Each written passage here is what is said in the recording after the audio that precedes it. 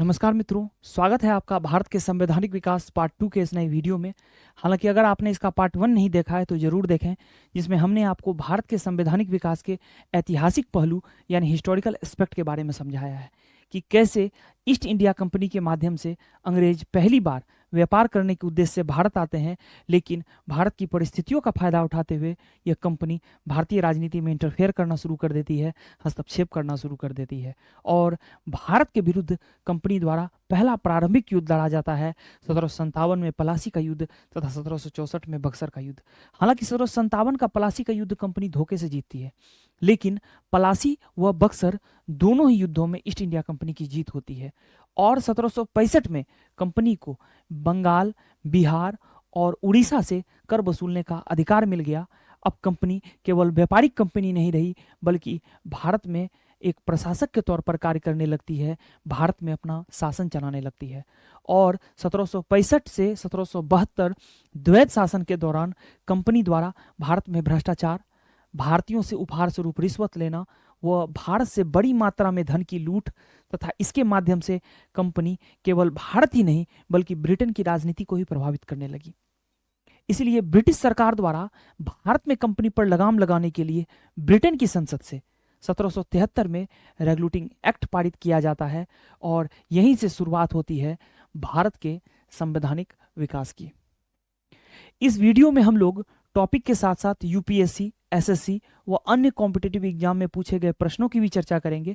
इसीलिए वीडियो को ध्यान से देखिएगा ताकि इस टॉपिक को दोबारा आपको कहीं और से पढ़ने की जरूरत ना हो। तो आइए मित्रों, हम लोग शुरुआत करते हैं इस टॉपिक की। भारत का जो संवैधानिक विकास है इसे हम लोग दो भागों में बांटकर पढ़ते हैं। पहला 1773 से 1858 ईस्वी भारत में कंपनी का शासन तथा दूसरा 1858 से 1947 ईस्वी ब्रिटिश क्राउन का शासन, या ऐसा कह सकते हैं कि भारत में ब्रिटिश सरकार का शासन। इस वीडियो में हम लोग 1773 से 1858 ईस्वी कंपनी का शासन के अंतर्गत पारित अधिनियमों की चर्चा करेंगे। इसके बाद भारत के संवैधानिक विकास पर एक अंतिम वीडियो आएगा जिसमें हम लोग 1858 से 1947 ईस्वी तक भारत में ब्रिटिश क्राउन का शासन या ब्रिटिश सरकार का शासन के अंतर्गत जितने भी पारित अधिनियम है हम लोग उनकी चर्चा करेंगे। तो आइए हम लोग देखते हैं कि कंपनी के शासन के अंतर्गत हम लोग किन किन अधिनियमों के बारे में पढ़ेंगे। तो कंपनी के शासन के अंतर्गत हम लोग अधिनियमों की बात करें तो इसकी शुरुआत होती है 1773 के रेगुलेटिंग एक्ट से। तो सबसे पहले हम लोग 1773 के रेगुलेटिंग एक्ट की चर्चा करेंगे। दूसरा 1781 का संशोधन, जिसे हम लोग 1781 का एक्ट ऑफ सेटलमेंट के नाम से भी जानते हैं। तीसरा 1784 का पिट्स इंडिया एक्ट। चौथा 1786 का अधिनियम। पांचवा 1793 का चार्टर अधिनियम।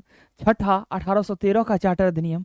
सातवां 1833 का चार्टर अधिनियम और आठवां 1853 का चार्टर अधिनियम। इन सभी अधिनियमों की हम लोग डिटेल से चर्चा करेंगे ताकि इस टॉपिक से आपके एक भी प्रश्न ना छूटे। तो आइए हम लोग शुरुआत करते हैं 1773 के रेगुलेटिंग एक्ट से। तो आइए देखते हैं हम लोग 1773 का रेगुलेटिंग एक्ट। 1773 के रेगुलेटिंग एक्ट में तीन प्रमुख बिंदुओं को आप ध्यान में रखिएगा। पहला पॉइंट यहां पर यह है कि कंपनी के कार्यों के नियंत्रण हेतु ब्रिटिश सरकार का पहला कदम, मतलब कंपनी के कार्यों को नियंत्रित करने हेतु ब्रिटिश सरकार द्वारा उठाया गया यह क्या था, पहला कदम था ये 1773 का रेगुलेटिंग एक्ट। दूसरा पॉइंट आप यह ध्यान में रखिएगा कि कंपनी के राजनीतिक तथा प्रशासनिक कार्यों को मान्यता। देखिए, आपको पता है कि 1773 से पहले कंपनी के पास केवल व्यापारिक अधिकार थे। भारत में राजनीति और प्रशासन चलाने का ब्रिटिश सरकार की ओर से कंपनी के पास कोई रिटन डॉक्यूमेंट नहीं था, कोई लिखित दस्तावेज नहीं था। इसीलिए 1773 के रेगुलेटिंग एक्ट के माध्यम से क्या किया गया कि कंपनी के राजनीतिक तथा प्रशासनिक कार्यों को मान्यता मिली। तीसरा पॉइंट आप यह ध्यान में रखिएगा, केंद्रीय प्रशासन की नींव। 1773 के रेगुलेटिंग एक्ट से पहली बार भारत में केंद्रीय प्रशासन की नींव पड़ी। देखिए, अंग्रेजों के तीन प्रमुख प्रांत थे, बंगाल, मद्रास और बॉम्बे।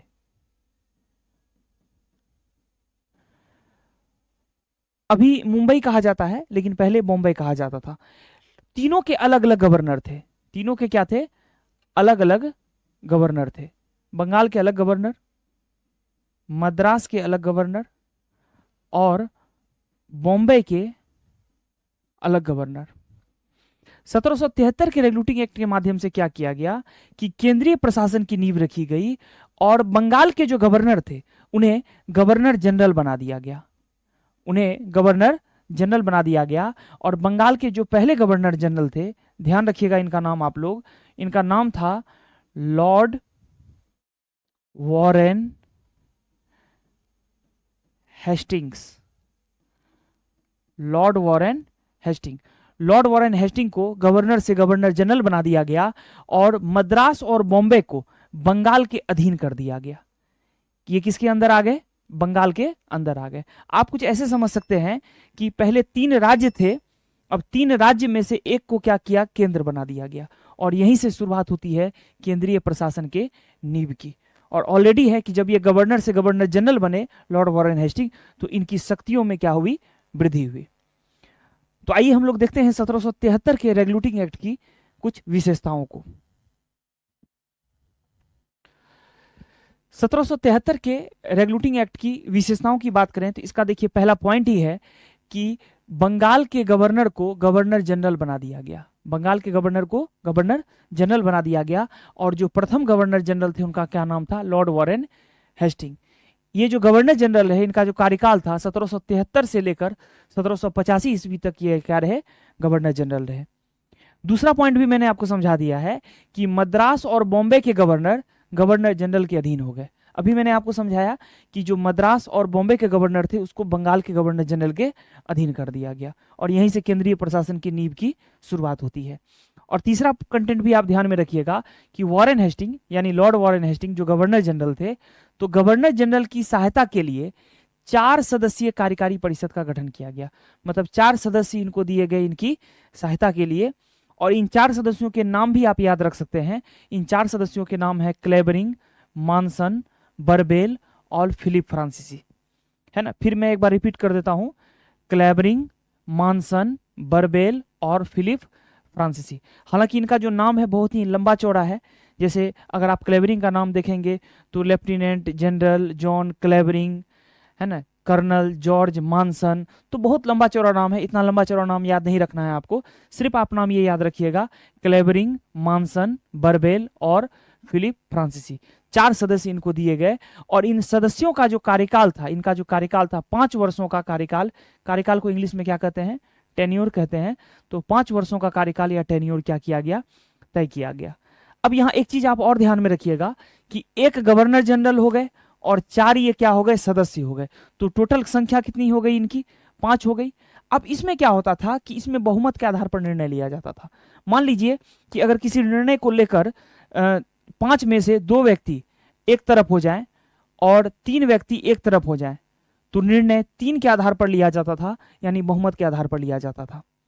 ठीक है, तो जो आप बहुमत की प्रणाली अभी आप देखते हैं संसद में, वही बहुमत की प्रणाली, उसकी शुरुआत जो है 1773 के रेगुलेटिंग एक्ट को आप मान सकते हैं।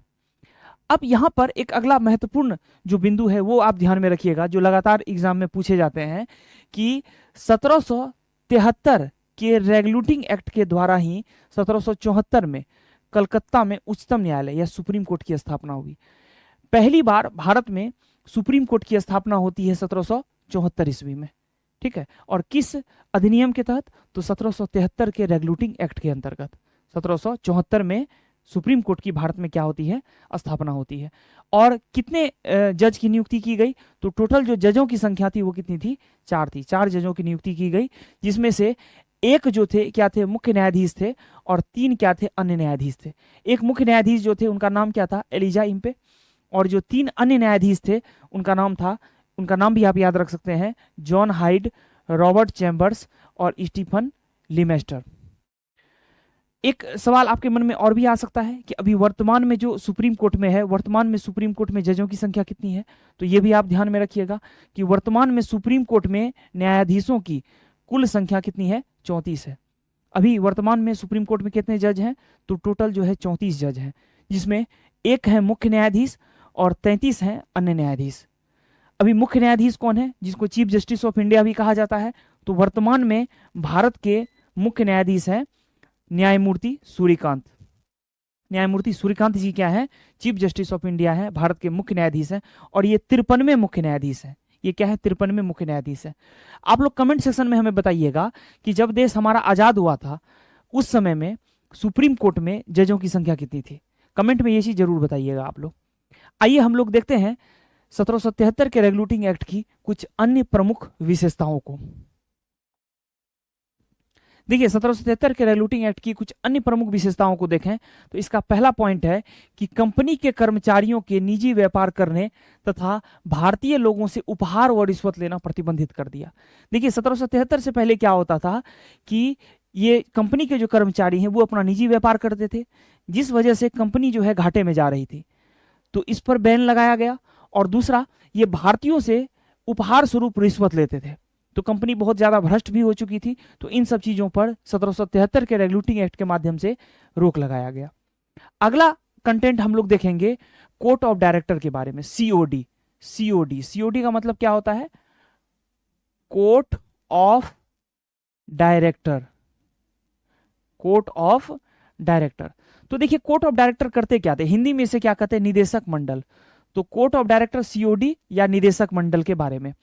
तो court of director COD east India company चलाते थे, क्योंकि सीओडी द्वारा कंपनी के व्यावसायिक मामलों का प्रबंधन का कार्य किया जाता था, है ना। क्योंकि जितने भी व्यावसायिक रिलेटेड काम होते थे, बिजनेस रिलेटेड जो भी निर्णय होते थे, वो कौन लेती थी, सीओडी लेती थी। ठीक है, इसीलिए सीओडी द्वारा ईस्ट इंडिया कंपनी को चलाया जाता था। क्योंकि सारे बिजनेस रिलेटेड निर्णय देती थी सीओडी, इसीलिए सीओडी को कंपनी की गवर्निंग बॉडी भी कहा गया। सीओडी क्या कहा गया, कंपनी की गवर्निंग बॉडी भी कहा गया। तो ये पॉइंट भी आप क्या कीजिएगा, ध्यान में रखिएगा। तो टोटल सीओडी में कितने सदस्य थे, तो रेगुलेटिंग एक्ट 1773 के अनुसार सीओडी यानी निदेशक मंडल 24 निदेशकों या डायरेक्टर का समूह था।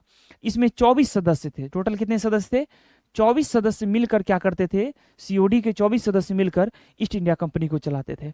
अब सवाल यहां उठता है कि ये 24 सदस्यों की नियुक्ति कौन करते थे, तो जो कंपनी के बड़े बड़े शेयर होल्डर होते थे वो उनकी नियुक्ति करते थे। तो यहाँ अगला पॉइंट ये ध्यान में रखिएगा कि इन 24 निदेशकों या सदस्यों की नियुक्ति कंपनी के शेयर होल्डरों द्वारा की जाती थी, जिन्हें कोर्ट ऑफ प्रोप्राइटर्स कहा जाता था। तो कोर्ट ऑफ प्रोप्राइटर्स क्या करते थे, कोर्ट ऑफ प्रोप्राइटर्स किसके कहते थे, जो बड़े बड़े शेयर होल्डर होते थे। तो कोर्ट ऑफ प्रोप्राइटर क्या करते थे, कोर्ट ऑफ डायरेक्टर के सदस्यों की नियुक्ति करते थे। और इसमें टोटल कितने सदस्य थे, तो टोटल सदस्यों की संख्या कितनी थी, 24 थी। अच्छा, कोर्ट ऑफ डायरेक्टर के बारे में, सीओडी के बारे में एक चीज आप और भी ध्यान में रखिएगा, इनका जो कार्यकाल था, ठीक है, इनके सदस्यों का जो कार्यकाल था वो 4 वर्ष का था। कितने वर्ष का था, 4 वर्ष का इनका क्या था, कार्यकाल था। पहला पॉइंट आप ये ध्यान में रखिएगा। दूसरा पॉइंट सीओडी के बारे में ये भी ध्यान में रखिएगा कि प्रति वर्ष जो है पर ईयर क्या होता था कि 1/4 सदस्य इसके क्या हो जाते थे, रिटायर हो जाते थे। 1/4 सदस्य इनके क्या हो जाते थे, रिटायर हो जाते थे। और सदस्यों का इनका कार्यकाल कितना वर्षों का था, 4 वर्षों का था। तो ये 2 बिंदु आप इसके बारे में, सीओडी के बारे में और भी ध्यान में रखिएगा। अगला जो महत्वपूर्ण बिंदु है वो है 1773 के रेगुलेटिंग एक्ट के द्वारा सीओडी ब्रिटिश सरकार के अधीन हो गए। मतलब सीओडी को क्या किया, ब्रिटिश सरकार ने क्या किया, सीओडी को अपने अंदर ले लिया 1773 के रेगुलेटिंग एक्ट के माध्यम से। और आपको पता ही है कि जब छोटे पदाधिकारी का पर जो है बड़े पदाधिकारी का दबाव रहता है तो उनकी स्थिति क्या होती है। तो सीओडी किसके अधीन चले गए, तो ब्रिटिश सरकार के अधीन चले गए।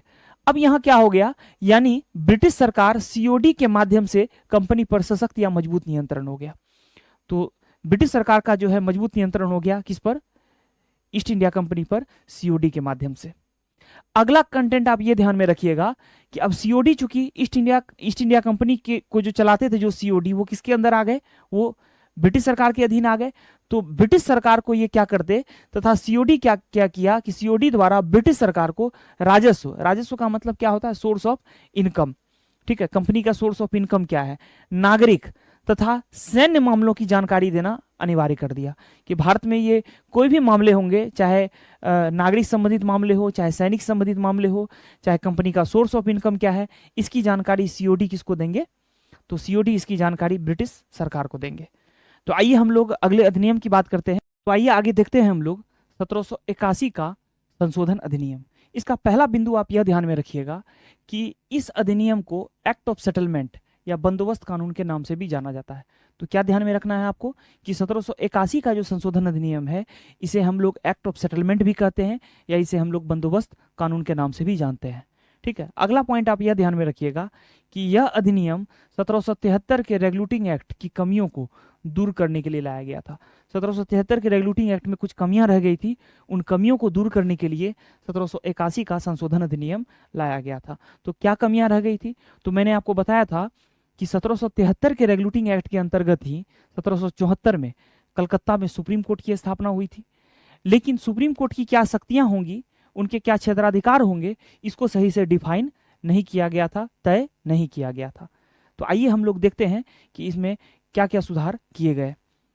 तो इस अधिनियम की विशेषता, इस अधिनियम की विशेषता को अगर देखें तो पहला पॉइंट यहां पर यह है कि इसके अंतर्गत गवर्नर जनरल, आपको मैंने बताया था 1773 के रेगुलेटिंग एक्ट के अंतर्गत जो गवर्नर थे वो गवर्नर जनरल बन गए थे।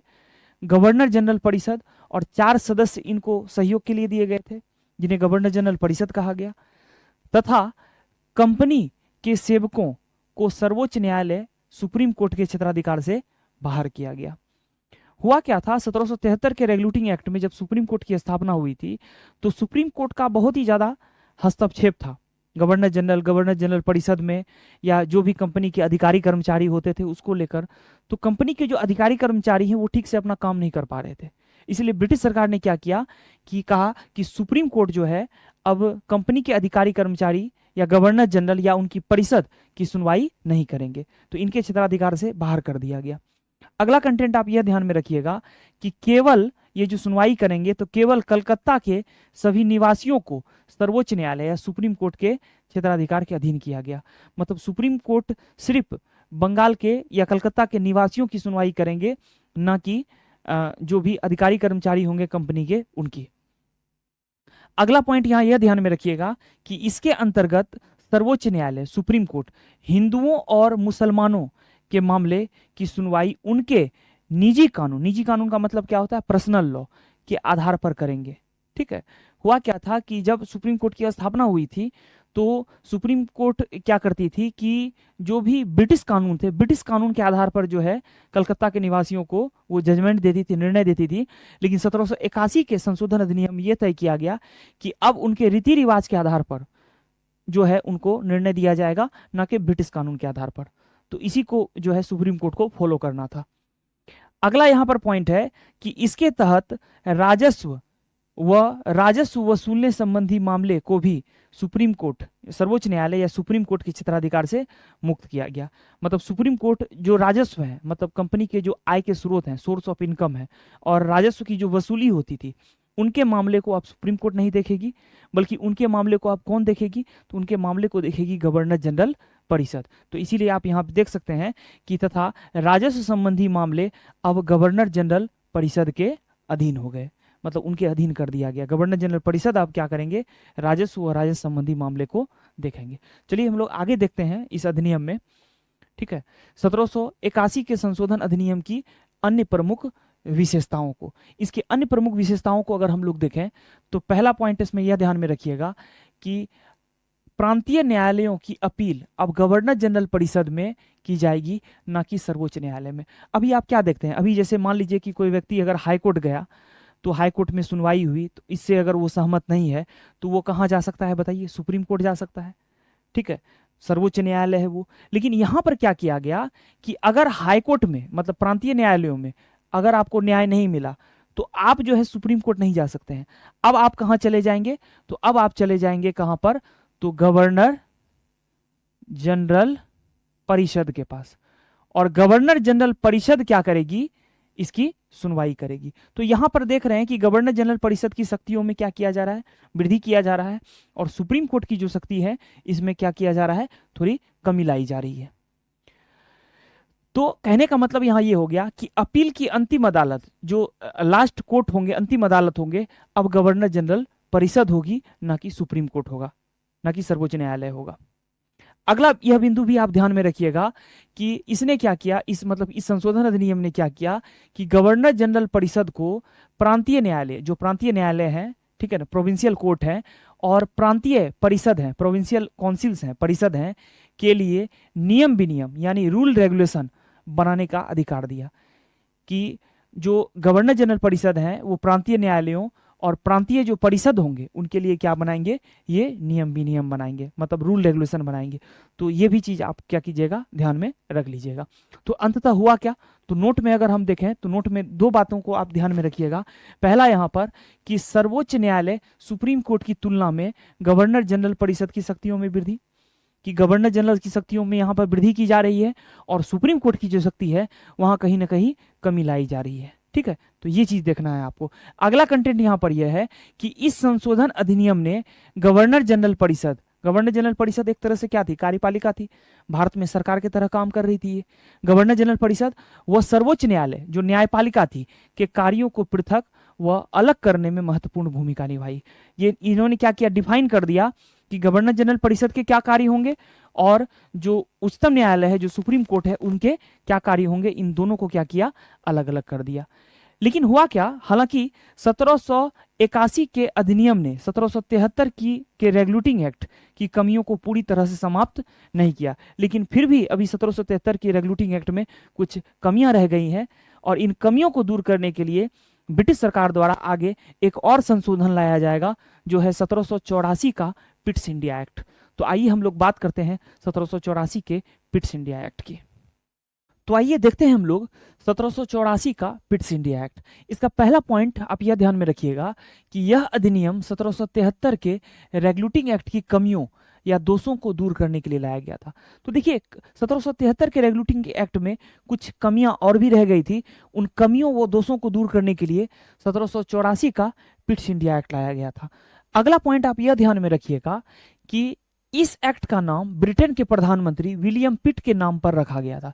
देखिए उस समय के ब्रिटेन के जो तत्कालीन प्रधानमंत्री थे उनका नाम था विलियम पिट और विलियम पिट के नाम पर ही रखा गया इस अधिनियम का नाम पिट्स इंडिया एक्ट। तो आइए हम लोग देखते हैं इस अधिनियम की विशेषता क्या थी।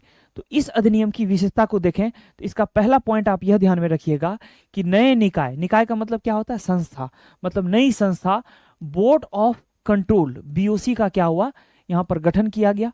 बीओसी का मतलब क्या हो गया, यहाँ पर बोर्ड ऑफ कंट्रोल। हिंदी में आप इसे नियंत्रण बोर्ड भी कह सकते हैं या इसे नियंत्रण परिषद भी कह सकते हैं। अच्छा, बीओसी से पहले आपको एक चीज याद होगा, जब 1773 का रेगुलेटिंग एक्ट हम आपको पढ़ा रहे थे तो उसमें हमने आपको सीओडी के बारे में बताया था। सीओडी का मतलब होता है कोर्ट ऑफ डायरेक्टर, और हमने वहां पर यह बताया था आपको कि court of director east India company चलाते थे और कोर्ट ऑफ डायरेक्टर क्या करते थे कि कंपनी के व्यापारिक कार्य को भी हैंडल करते थे, व्यापारिक कार्य को भी देखते थे और राजनीतिक कार्य को भी देखते थे।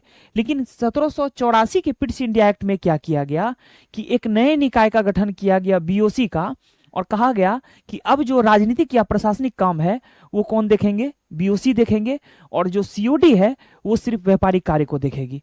तो आइए हम लोग देखते हैं अगले कंटेंट में। तो यहां पर देख सकते हैं आप कि व्यापारिक तथा राजनीतिक कार्यों को क्या किया गया, अलग किया गया, और सीओडी कौन सा कार्य करेगी, तो व्यापारिक कार्य करेगी, और बीओसी कौन सा कार्य करेगी, जो नए निकाय का गठन हुआ है वो करेगी राजनीतिक कार्य। और यहीं से पुनः शुरुआत हो जाती है द्वैध शासन प्रणाली की। तो यहां पर आप देख सकते हैं कि पुनः द्वैध शासन प्रणाली की नींव। द्वैध शासन का मतलब होता है दोहरा शासन, दो व्यक्तियों के द्वारा शासन या दो संस्था के द्वारा शासन। तो आप देख रहे हैं दो संस्था के द्वारा शासन यहाँ पर हो रहा है। सीओडी क्या करेगी, व्यापारिक कार्य को देखेगी, और बीओसी क्या करेगी, राजनीतिक कार्य को देखेगी। तो पुनः यहाँ पर क्या हो गया, तो द्वैध शासन प्रणाली की नींव रखी गई। अच्छा, मैंने आपको बताया था कि सीओडी में टोटल कितने सदस्य थे, तो 24 सदस्य थे, और बीओसी में कितने सदस्यों की संख्या थी, तो बीओसी में सदस्यों की संख्या कितनी थी, 6 थी।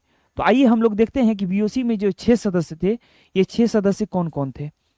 तो देखिए अगर 6 सदस्यों की हम लोग बात करें तो यहां पर आप देख सकते हैं कि नियंत्रण बोर्ड बीओसी की कुल सदस्य संख्या कितनी थी, 6 थी। टोटल कितने थे, ये 6 थे।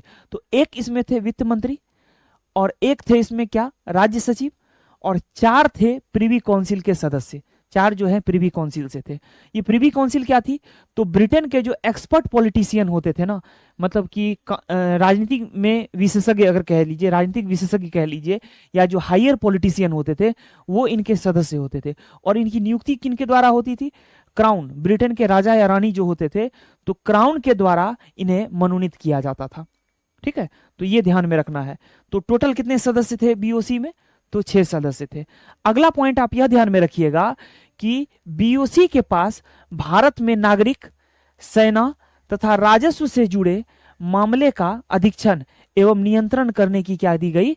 शक्ति दी गई। देखिए, कंपनी से रिलेटेड जो भी नागरिक संबंधित मामले होंगे भारत में, सेना संबंधित मामले होंगे और राजस्व से जुड़े जो भी मामले होंगे, यानी सोर्स ऑफ इनकम, आय के स्रोत से जुड़े हुए कोई मामले होंगे, तो उनका जो अधीक्षण होगा, देखरेख होगा, वो कौन करेगी? बीओसी के द्वारा किया जाएगा।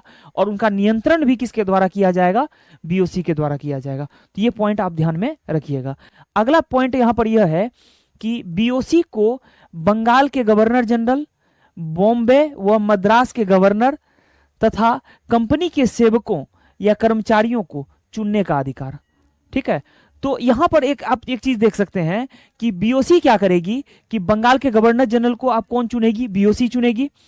या फिर बॉम्बे और मद्रास के जो गवर्नर हैं उनकी नियुक्ति कौन करेगी? बीओसी के द्वारा की जाएगी। और कंपनी के जो अधिकारी कर्मचारी हैं वो भी किनके द्वारा चुने जाएंगे? तो बीओसी के द्वारा चुने जाएंगे। लेकिन पहले क्या होता था कि पहले ये अधिकार सीओडी के पास था। सीओडी क्या करते थे? ये नियुक्ति करते थे। अब ये नियुक्ति कौन करेंगे? बीओसी करेंगे। अगला पॉइंट आप यह ध्यान में रखिएगा कि सीओडी द्वारा तैयार व भारतीयों द्वारा प्राप्त सभी कागजात, सभी डॉक्यूमेंट बीओसी के सम्मुख रखना अनिवार्य हो गया।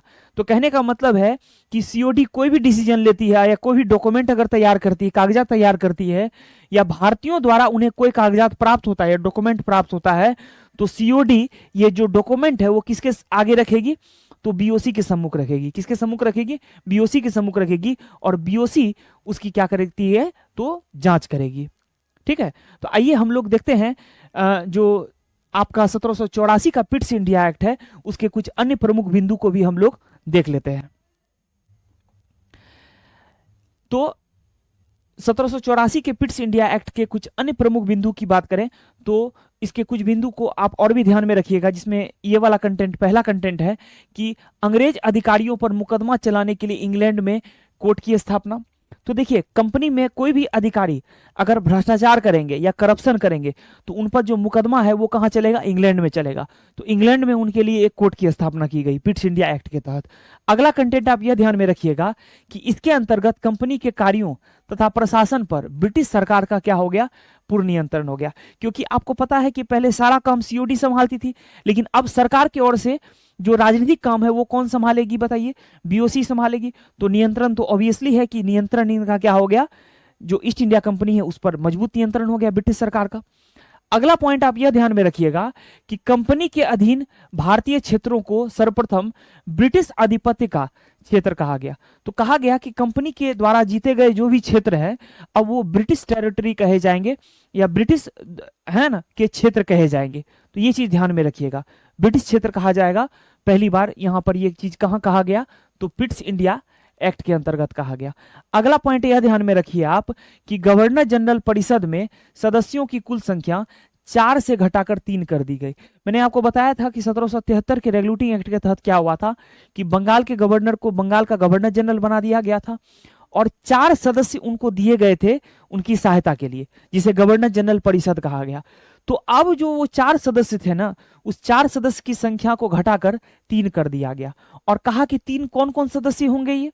तो 3 सदस्य में से एक सदस्य होंगे मुख्य सेनापति, मतलब कमांडर इन चीफ, मतलब भारत में जो सेना है उसके सेनापति होंगे, उसकी संख्या कितनी होगी? 1 होगी। और 2 क्या होंगे? अन्य सदस्य होंगे। तो 4 से घटकर इसकी संख्या कितनी हो गई? 3 रह गई। अगला पॉइंट आप यह ध्यान में रखिएगा कि बॉम्बे तथा मद्रास के गवर्नर आधिकारिक रूप से बंगाल के गवर्नर जनरल के अधीन हो गए। तो अब यहां पर यह बात को एक बार फिर से दोहराया गया कि जो मद्रास और बॉम्बे के गवर्नर हैं वो बंगाल के गवर्नर जनरल के क्या होंगे? अधीन होंगे। और इस बार इसको जो है लिखित रूप भी दिया गया इस एक्ट के तहत। अगला पॉइंट आप यह ध्यान में रखिएगा कि बॉम्बे व मद्रास के गवर्नरों की परिषद के लिए 3-3 सदस्य दिए गए। अब इन लोगों को भी क्या किया गया? जो मद्रास और जो बॉम्बे हैं उनके जो गवर्नर हैं इनको भी 3 सदस्य दिए गए इनकी परिषद में, उनकी भी, उन गवर्नर की भी क्या बन गई? अब परिषद बन गई। अगला पॉइंट आप यह ध्यान में रखिएगा कि गवर्नर जनरल को बोर्ड ऑफ कंट्रोल से युद्ध संबंधी युद्ध संबंधी संधि हेतु स्वीकृति लेना अनिवार्य। मतलब जो गवर्नर जनरल थे उन्हें अगर कोई भी युद्ध या युद्ध संबंधी कोई भी अगर डिसीजन लेना होता तो पहले वो किससे परमिशन लेते, तो बीओसी से परमिशन लेना क्या कर दिया गया, अनिवार्य कर दिया गया। तो ये सब जितने भी बिंदु हैं 1784 के पिट्स इंडिया एक्ट के, ये सब आप ध्यान में रखिएगा। आइए हम लोग अगला जो अधिनियम देखते हैं 1786 का अधिनियम। तो आइए देखते हैं हम लोग 1786 का अधिनियम। इसका पहला पॉइंट आप यह ध्यान में रखिएगा कि इसके अंतर्गत लॉर्ड कॉर्नवालिस को बंगाल का गवर्नर जनरल बनाया गया। तो बंगाल का गवर्नर जनरल बनाया गया किस अधिनियम के तहत बनाया गया, तो 1786 के अधिनियम के तहत लॉर्ड कॉर्नवालिस को बंगाल का गवर्नर जनरल बनाया गया। परंतु इसके लिए कॉर्नवालिस ने 2 शर्तें रखी, लेकिन इनकी 2 डिमांड थी, 2 शर्तें थी। कि 2 शर्तें क्या थी कि पहली शर्त इनकी यह थी कि उन्हें कमांडर इन चीफ यानी मुख्य सेनापति का भी पद दिया जाए। मतलब भारत में जो सेना है उसकी मुख्य सेनापति कौन होंगे, वो लॉर्ड कॉर्नवालिस होंगे। मतलब गवर्नर जनरल के साथ साथ ये मुख्य सेनापति का भी पद इन्हें चाहिए था। दूसरा, इन्होंने यह शर्त रखा कि विशेष मामलों में अपनी परिषद या काउंसिल के सलाह या प्रस्ताव को न मानने का अधिकार हो। और गवर्नर जनरल को जो परिषद दी गई थी, जिसे गवर्नर जनरल परिषद भी हम लोग कहते हैं, तो अपने परिषद के सदस्यों के बात को न मानने का भी इन्हें अधिकार दिया जाए। क्योंकि प्रशासनिक व राजनीतिक क्षेत्र में लॉर्ड कॉर्नवालिस बहुत ही कुशल व्यक्ति थे, तो इनकी दोनों ही शर्तों को इस अधिनियम के तहत 1786 के अधिनियम के तहत मान लिया गया और ये बंगाल के क्या बन गए, गवर्नर जनरल बन गए। तो आप देख सकते हैं कि इस अधिनियम के तहत दोनों ही शर्तें मान ली गई। ठीक है, इनका कार्यकाल भी आप ध्यान में रखिएगा कि लॉर्ड कॉर्नवालिस का जो कार्यकाल था गवर्नर जनरल का, वो 1786 से लेकर 1793 तक था। एक चीज आप इनके बारे में और भी ध्यान में रख सकते हैं कि भारत में सिविल सेवा का जनक जो है लॉर्ड कॉर्नवालिस को कहा जाता है। तो ये चीज भी आप ध्यान में रखिएगा। हालांकि आगे हम लोग जो है गवर्नर जनरल पर भी बात करेंगे डिटेल से, लेकिन अभी आप इन बिंदुओं को 1786 के अधिनियम को अभी क्या कीजिए, आप ध्यान में रखिए। तो आइए हम लोग आगे चर्चा करते हैं 1793 का चार्टर अधिनियम पर। तो आइए देखते हैं हम लोग 1793 के चार्टर अधिनियम की विशेषताएं। तो चार्टर का मतलब क्या होता है? चार्टर का मतलब होता है अधिकार पत्र। चार्टर का मतलब क्या होता है? अधिकार पत्र। कि कंपनी को भारत में 20 वर्ष कार्य करने का क्या दिया गया, अधिकार दिया गया। तो एक चीज आप समझिएगा यहां पर कि मैंने सबसे पहले अधिनियम की बात आपसे की थी 1773 के रेगुलेटिंग एक्ट की। 1773 के रेगुलेटिंग एक्ट की हुआ क्या था कि 1773 के रेगुलेटिंग एक्ट में कंपनी को भारत में 20 वर्ष कार्य करने की क्या थी, अनुमति थी। मतलब टाइम लिमिट दिया गया था और ये 20 वर्ष पूरा हो रहा था 1793 में। तो इसीलिए 1793 के चार्टर अधिनियम के द्वारा क्या किया गया, कंपनी को और 20 वर्ष कार्य करने की क्या मिली, अनुमति मिली। अब आपके मन में एक सवाल उठेगा कि सर आपने तो 1781 का एक्ट ऑफ सेटलमेंट भी पढ़ाया है ना, आपने तो 1784 का जो है पिट्स इंडिया एक्ट भी पढ़ाया। तो देखिए ये दोनों क्या थे, ये दोनों संशोधन थे। 1773 के रेगुलेटिंग एक्ट में कुछ कमियां रह गई थी, उन कमियों को दूर करने के लिए ये दोनों क्या किए गए थे, संशोधन लाए गए थे। ठीक है, उसके बाद हमने आपको एक अधिनियम और बताया था, वो था 1786 का। 1786 का अधिनियम था और ये 1786 का अधिनियम कॉर्नवालिस के लिए लाया गया था। ये भी मैंने आपको बताया था किसके लिए लाया गया था, कॉर्नवालिस के लिए लाया गया था। ठीक है, कॉर्नवालिस को गवर्नर जनरल बनाने के लिए, तो उनके जो भी कंडीशंस थे उसमें इसको माना गया था। तो मुख्य जो अधिनियम था वो क्या था, 1773 का रेगुलेटिंग एक्ट था और 20 वर्ष इन्हें कार्य करने की अवधि मिली थी ईस्ट इंडिया कंपनी को, और वो अवधि पूरा हो रहा था कब, 1793 में। तो 1793 में क्या हुआ कि 20 वर्ष कंपनी को क्या किया गया और भारत में व्यापार करने का अधिकार दिया गया। तो जब 20 वर्ष आप इसमें जोड़ेंगे तो अगला जो अधिनियम आएगा वो कब आएगा, 1813 में। और 1813 में क्या किया गया कि कंपनी को 20 वर्ष और भारत में व्यापार करने का क्या दिया गया, अधिकार दिया गया। और जब आप इसमें 20 वर्ष जोड़ोगे तो ईस्वी आएगी 1833। तो अगला जो अधिनियम आएगा 1833 में आएगा और 1833 में 20 वर्ष कंपनी को फिर व्यापार करने का अधिकार दिया गया। और जब अगला अधिनियम आएगा वो आएगा 1853। और 1853 में क्या होगा कि 1853 में no time limit, no time limit, मतलब कंपनी को कोई टाइम लिमिट नहीं दिया जाएगा। कहने का मतलब यहां पर यह है कि ब्रिटिश सरकार जब चाहेगी तब ईस्ट इंडिया कंपनी का पत्ता साफ कर देगी। और आपको पता है कि इसके बाद जो है, इसके बाद क्या होता है, 1853 के बाद क्या होता है, तो 1857 की क्रांति हो जाती है। और 1857 की क्रांति जो होती है, या 1857 का आप इसे विद्रोह भी कह सकते हैं, तो इसका जिम्मेवार जो है ईस्ट इंडिया कंपनी को ठहराया जाता है। और 1858 में क्या होता है कि 1858 में जो है ईस्ट इंडिया कंपनी को पूरी तरह से समाप्त कर दिया जाता है। ईस्ट इंडिया कंपनी को पूरी तरह से समाप्त कर दिया जाता है। और 1858 से लेकर 1947 तक जो है भारत में ब्रिटिश क्राउन या ब्रिटिश सरकार का शासन रहेगा। किसका शासन रहेगा? ब्रिटिश सरकार का शासन रहेगा। तो आप यहां पर देख रहे हो कि 20-20 वर्ष जो है कंपनी को क्या दिया जा रहा है, टाइम लिमिट दिया जा रहा है। और 1853 में इसके किसी प्रकार का जो है टाइम लिमिट नहीं दिया गया। लेकिन देखिए एक चीज ध्यान में रखिएगा, 20-20 वर्ष अवधि तो बढ़ाई जा रही है, लेकिन आप ध्यान दोगे तो धीरे धीरे क्या किया जा रहा है, तो ईस्ट इंडिया कंपनी के यहां पर शक्तियों को कम किया जाएगा। और लास्ट में जो है 1858 में कंपनी को पूरी तरह से भारत में बैन कर दिया जाएगा। ये चीज आप ध्यान में रखिएगा, ठीक है। तो आइए हम लोग सबसे पहले जो है 1793 के अधिनियम की बात करते हैं, और फिर उसके बाद 1813 देखेंगे, 1833 देखेंगे, 1853 देखेंगे, ठीक है। इस तरह से अधिनियमों का सिलसिला चलता रहेगा, ठीक है। तो आइए हम लोग देखते हैं इस अधिनियम के बारे में। तो देखिए 1793 के जो चार्टर अधिनियम की विशेषता है, इसका पहला कंटेंट ही है कि कंपनी के व्यापारिक एकाधिकार मोनोपोली को अगले 20 वर्षों के लिए बढ़ाया गया। तो देखिए यहां पर हुआ क्या कि कंपनी के जो व्यापारिक एकाधिकार थे, व्यापारिक एकाधिकार का मतलब क्या होता है, व्यापारिक एकाधिकार का क्या मतलब होता है, मोनोपोली का क्या मतलब होता है, इसका मतलब यहां पर यह होता है कि ब्रिटेन से केवल जो है ईस्ट इंडिया कंपनी ही भारत से व्यापार कर सकती है। इसका अधिकार उन्हें 20 वर्षों का और दिया गया। अगला कंटेंट आप यह ध्यान में रखिएगा कि कॉर्नवालिस को 1786 में दी गई शक्ति को अब आने वाले सभी गवर्नर जनरल एवं प्रेसिडेंसी के गवर्नरों तक क्या किया, विस्तार किया। तो कौन सी शक्ति दी गई थी, तो उन्हें शक्ति दी गई थी कि विशेष मामलों में अपने परिषद के सलाह व प्रस्ताव को न मानने की शक्ति या न मानने का अधिकार, कि गवर्नर जनरल की जो परिषद होगी, गवर्नर जनरल उसे मान भी सकता है और उसे नहीं भी मान सकता है। तो ये सिर्फ किसके लिए किया गया था, कॉर्नवालिस के लिए किया गया था 1786 में। अब आने वाले जितने भी गवर्नर जनरल हैं उन सब पर यह क्या होगा, लागू होगा 1793 के चार्टर अधिनियम के तहत, ठीक है।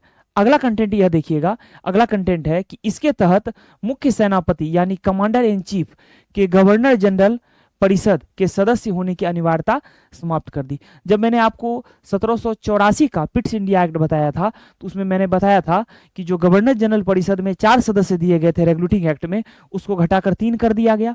और 3 सदस्य ये कौन कौन होंगे, तो एक होंगे उसमें कमांडर इन चीफ, मुख्य सेनापति, और 2 क्या होंगे, अन्य सदस्य होंगे, ठीक है। तो परिषद के अंदर ही थे वो मुख्य सेनापति। यहां पर क्या किया गया कि कहा गया कि मुख्य सेनापति परिषद के अंदर हो, ये अनिवार्य नहीं है, परिषद के बाहर भी वो हो सकता है, ठीक है। तो ये चीज आप ध्यान में रखिएगा, मतलब परिषद का सदस्य होना उसकी अनिवार्यता नहीं रही। अगला कंटेंट है कि अब बीओसी के वेतन भारतीय राजस्व से दिए जाएंगे। मतलब जो बोर्ड ऑफ कंट्रोल बनाया गया था पिट्स इंडिया एक्ट के तहत, अब उसका जो सैलरी है वो भी कहां से दिया जाएगा, भारत से दिया जाएगा, भारत के खजाने से दिया जाएगा। तो देखिए भारत को किस तरह से लूटा जा रहा है। आगे देखिए अगला कंटेंट है कि इसके तहत गवर्नर जनरल का मद्रास और बॉम्बे प्रेसिडेंसी पर क्या हो गया, अधिक नियंत्रण हो गया। मैंने आपको बताया था कि 1773 का जब रेगुलेटिंग एक्ट की चर्चा कर रहे थे, तो तभी ही जब गवर्नर को गवर्नर जनरल बनाया गया था बंगाल का, तो तभी ही मद्रास और बॉम्बे के गवर्नर को भी बंगाल के गवर्नर जनरल के अधीन कर दिया गया था। इसकी शुरुआत तभी ही हो गई थी। अब यहां पर और भी जो है बंगाल का जो है मजबूत नियंत्रण हो गया बॉम्बे और मद्रास पर। आप आगे देखेंगे जब हम आपसे 1833 के अधिनियम की बात करेंगे, तो वहां पर क्या होगा कि मद्रास और बॉम्बे से कानून बनाने की शक्ति भी छीन ली जाएगी। कानून भी कौन बनाएंगे इसके लिए, तो गवर्नर जनरल परिषद बनाएंगे या बंगाल बनाएगी कानून इसके लिए। तो आगे इसकी चर्चा हम लोग डिटेल से करेंगे। अगला कंटेंट यहां पर यह ध्यान में रखिएगा कि इसके अंतर्गत नागरिकों के अधिकारों को लिखित रूप देकर, नागरिकों के अधिकारों को लिखित रूप दिया गया या उसका संहिताकरण किया गया। लिखित रूप को ही संहिताकरण कहते हैं और उसी को क्या कहते हैं, कोडिफिकेशन कहते हैं। और उससे क्या बनाया गया, तो बंगाल के लिए बनाया गया रेगुलर कोड ऑफ रेगुलेशन बनाया गया। और तथा न्यायपालिका को इसी के आधार पर क्या करना था, निर्णय देना था। किसके आधार पर, तो रेगुलर कोड ऑफ रेगुलेशन के आधार पर ये देना था। तो एक पॉइंट यह भी ध्यान में आप रखिएगा। अगला पॉइंट यहां पर यह है कि गवर्नर जनरल या प्रांत के जो गवर्नर थे और कमांडर इन चीफ यानी मुख्य सेनापति की नियुक्ति में क्राउन की सहमति अनिवार्य। क्राउन का मतलब क्या है, ब्रिटेन के जो राजा या रानी हैं उनके सहमति से जो है अब क्या होगा, गवर्नर जनरल की नियुक्ति होगी, मद्रास और बॉम्बे के गवर्नर की नियुक्ति होगी, और जो कमांडर इन चीफ होंगे भारत में ब्रिटिश सेना के मुख्य सेनापति जो होंगे तो उनकी नियुक्ति भी क्राउन के सहमति से होगी। तो ये चीज ध्यान में आप रखिएगा। अगला पॉइंट आप ये ध्यान में रखिएगा कि गवर्नर जनरल सर जॉन सोर जो है, इनका कार्यकाल कब से कब तक था, 1793 से लेकर 1798 तक था। 1793 मैंने क्यों लिखा, जब हम आपको 1786 का अधिनियम पढ़ा रहे थे तो उसमें हम आपको बताए थे कि 1786 से लेकर 1793 तक लॉर्ड कॉर्नवालिस का काल रहा था। लेकिन जब ये चार्टर अधिनियम आया 1793 का, तो 1793 में उस समय जो है लॉर्ड कॉर्नवालिस नहीं थे, उस समय में कौन थे, सर जॉन सोर थे। तो सर जॉन सोर का जो कार्यकाल है वो 1793 से लेकर जो है 1798 तक रहा। तो आइए हम लोग अगले अधिनियम की बात करते हैं, 1813 के चार्टर अधिनियम की।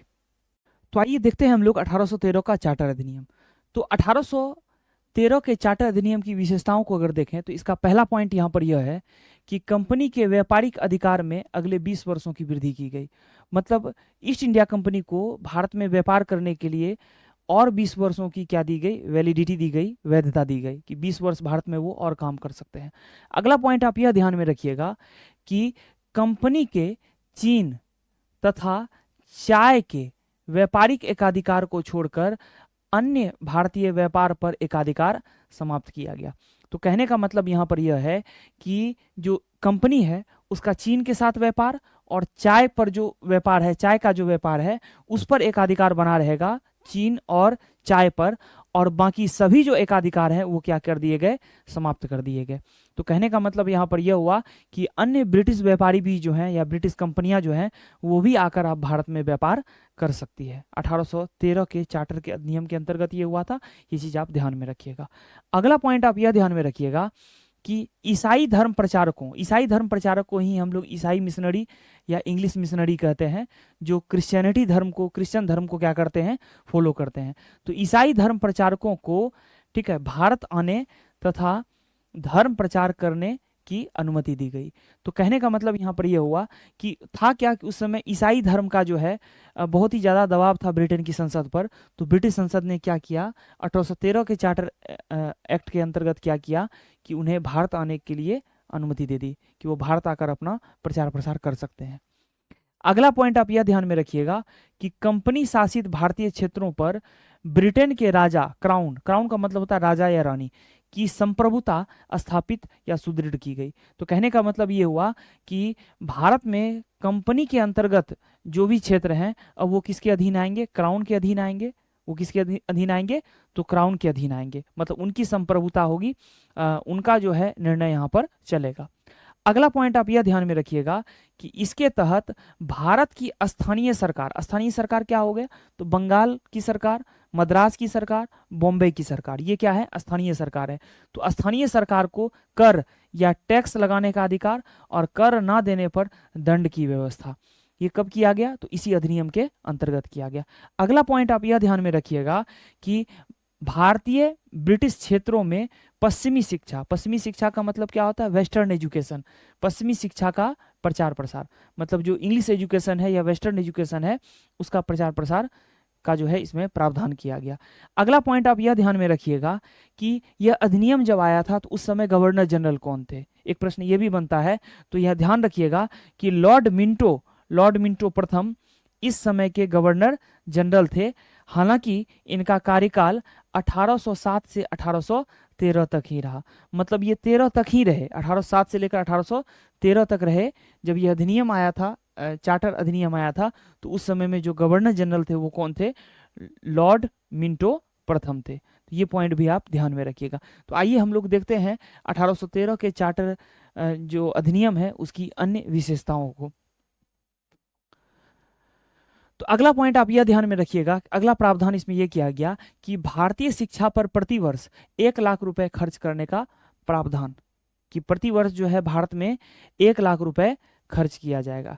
ऐसा पहली बार किसी अधिनियम में किया जा रहा है, 1 लाख रुपए खर्च का प्रावधान, लेकिन 10 साल तक खर्च ही नहीं किया जाएगा।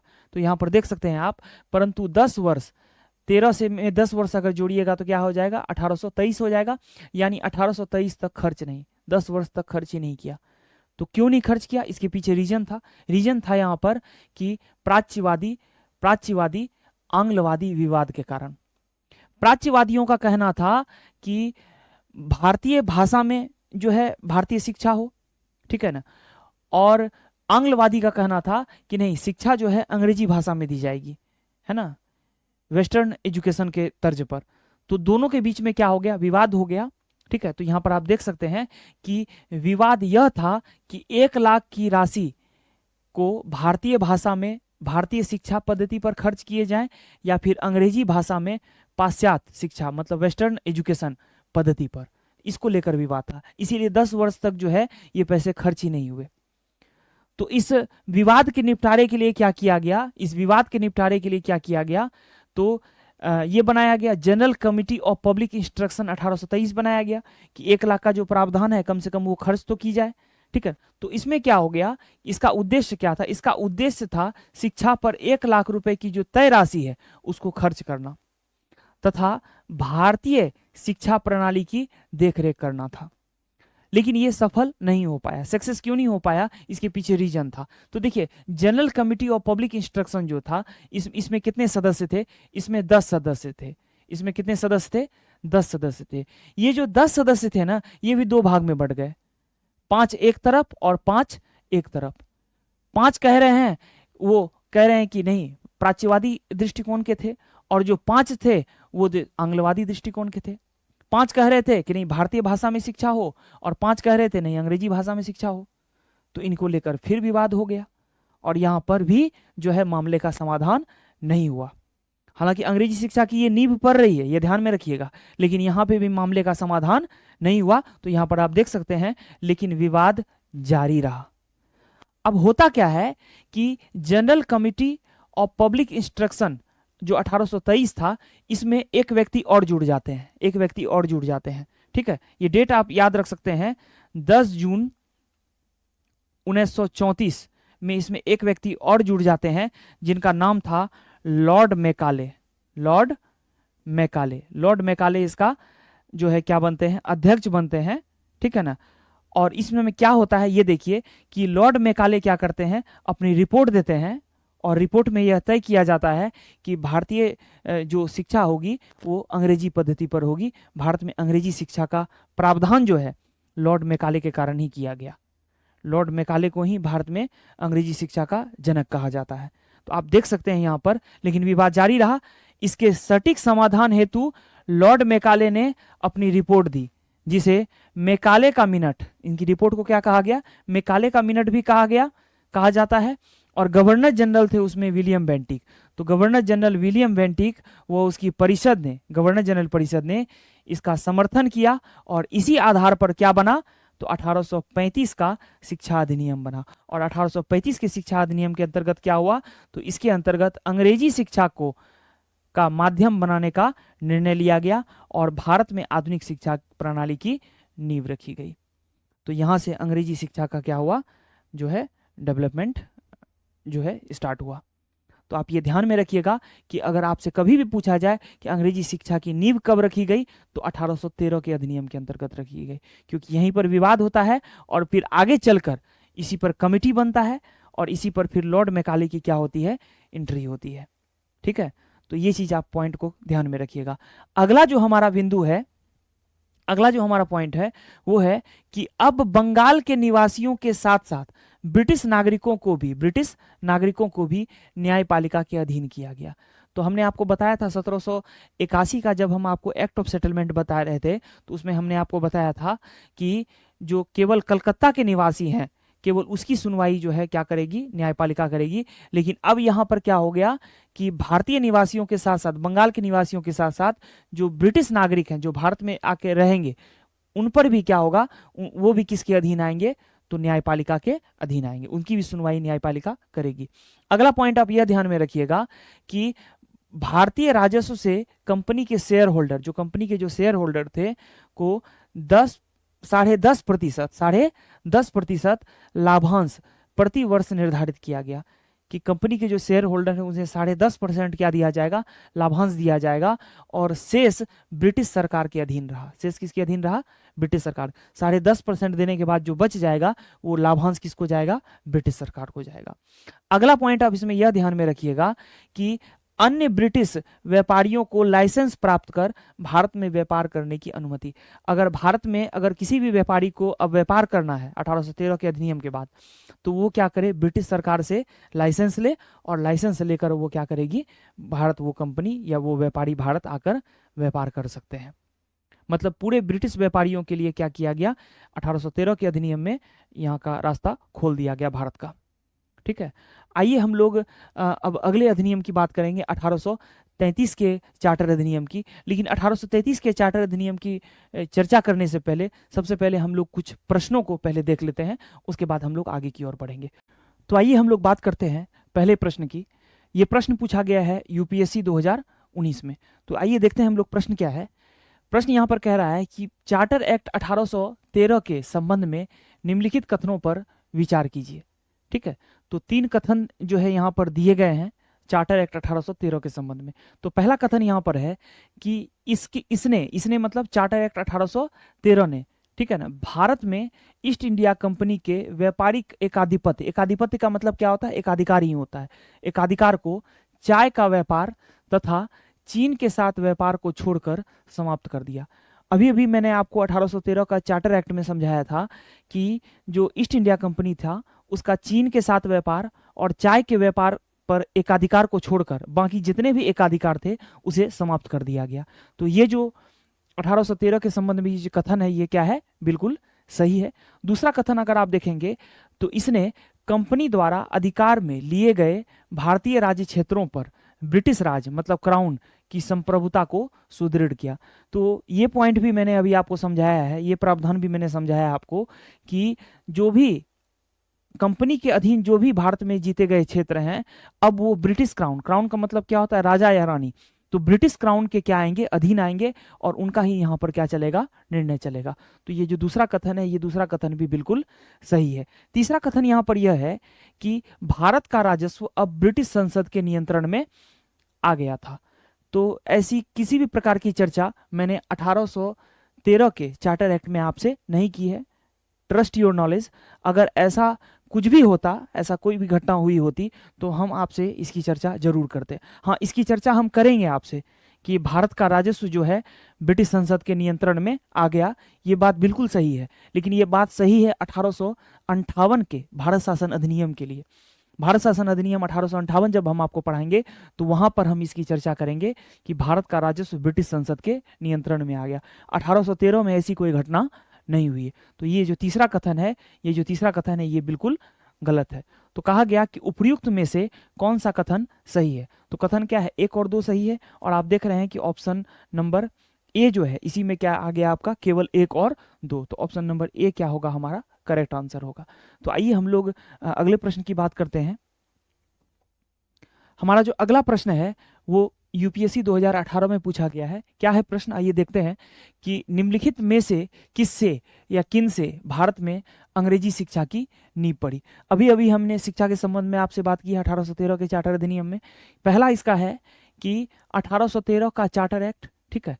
दूसरा है general committee of public instruction 1823, और तीसरा है प्राच्यवादी एवं आंग्लवादी विवाद। और तीनों ही घटनाओं की चर्चा अभी हमने आपसे की है शिक्षा के संबंध में, और आगे चलकर इसी तीनों घटनाओं पर आधारित आएगा 1835 का शिक्षा अधिनियम, ठीक है, मैकाले की सहायता से, लॉर्ड मैकाले की सहायता से।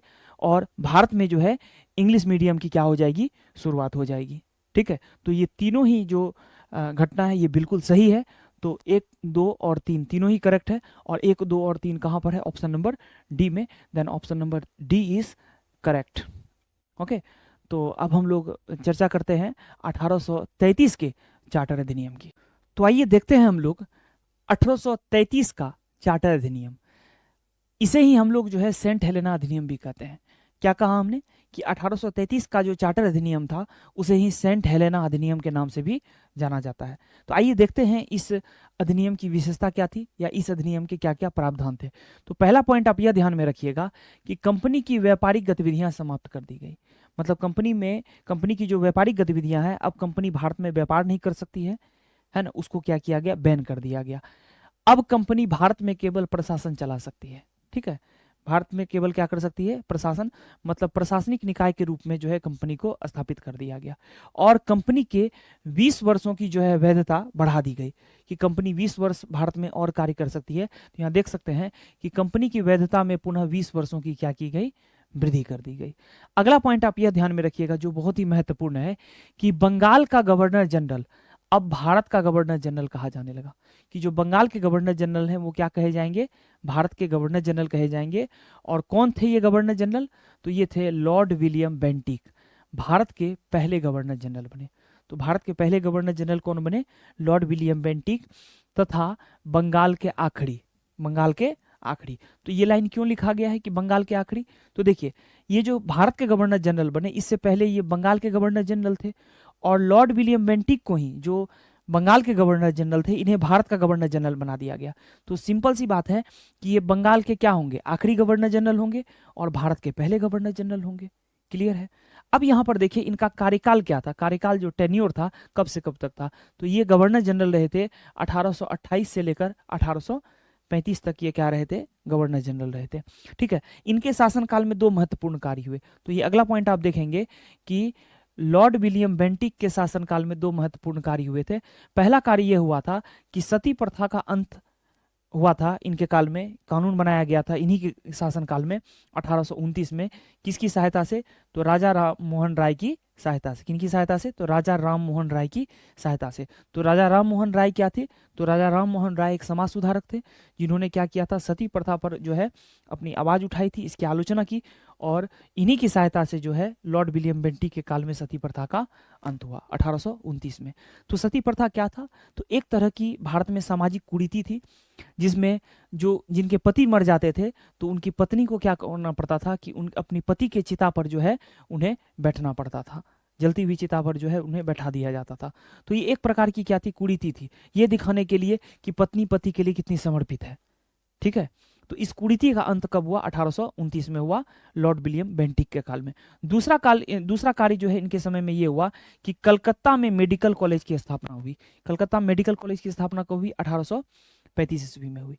तो इन सब पॉइंट्स को आप क्या कीजिएगा, ध्यान में रखिएगा। अगला जो पॉइंट है जो आप ध्यान में रखना है आपको, कि बॉम्बे और मद्रास की कानून बनाने की शक्ति समाप्त कर दी गई। आपको पता था कि 3 प्रेसिडेंसियां थी, प्रमुख प्रेसिडेंसियां थी अंग्रेजों की, बंगाल, मद्रास और बॉम्बे। तो क्या किया गया कि बॉम्बे और मद्रास की जो कानून बनाने की शक्ति है वो भी अब बंगाल को दे दी गई, मतलब बंगाल के गवर्नर जनरल परिषद को दी गई कि अब ये दोनों जो है कानून नहीं बना सकते, बॉम्बे और मद्रास कानून नहीं बना सकते। तो कहने का क्या मतलब हो गया, अर्थात केंद्रीकरण की चरम परिणति, मतलब केंद्रीकरण जो है ना पीक पर पहुंच गया था, सेंट्रलाइजेशन पीक पर पहुंच गया था कि इनसे कानून बनाने की शक्ति भी ले ली गई इन प्रांतों से। ठीक है, अगला पॉइंट आप यह ध्यान में रखिएगा कि गवर्नर जनरल परिषद में पहले विधि या कानूनी सदस्य की नियुक्ति। अब चूंकि कानून बनाने की शक्ति किसके पास चली गई है, बंगाल के गवर्नर जनरल के पास, तो स्वाभाविक सी बात है कि यहाँ पर एक जो है लॉ एक्सपर्ट की भी जरूरत होगी। तो एक विधि विशेषज्ञ या कानूनी सदस्य की क्या हो गई, नियुक्ति हो गई। और प्रथम जो विधि या कानूनी सदस्य थे उनका नाम था लॉर्ड मैकाले। अब लॉर्ड मैकाले का नाम आप इससे पहले भी परिचित हैं, हमने आपको बताया था कि भारत में अंग्रेजी शिक्षा की नींव जो है इसी के रिपोर्ट पर रखी गई थी, है ना, इसी के रिपोर्ट पर जो है भारत में अंग्रेजी शिक्षा की नींव आई, इंग्लिश मीडियम। ठीक है, ये विधि विशेषज्ञ थे, ये क्या थे, विधि विशेषज्ञ थे, लॉ एक्सपर्ट थे। अब विधि विशेषज्ञ आ गए हैं और कानून बनाने की भी जो है शक्ति जो है आ गई है किसको, बंगाल के पास। तो अब यहाँ पर क्या होगा, एक विधि आयोग का गठन किया गया। क्या किया गया, विधि आयोग का गठन किया गया। तो विधि आयोग का गठन किस अधिनियम के तहत किया गया, 1833 का जो चार्टर अधिनियम था जिसे सेंट हेलेना अधिनियम भी कहते हैं, इस अधिनियम के तहत किया गया। अगला पॉइंट आप यह ध्यान में रखिएगा कि सभी नागरिक व सैन्य शक्तियां गवर्नर जनरल को दी गई।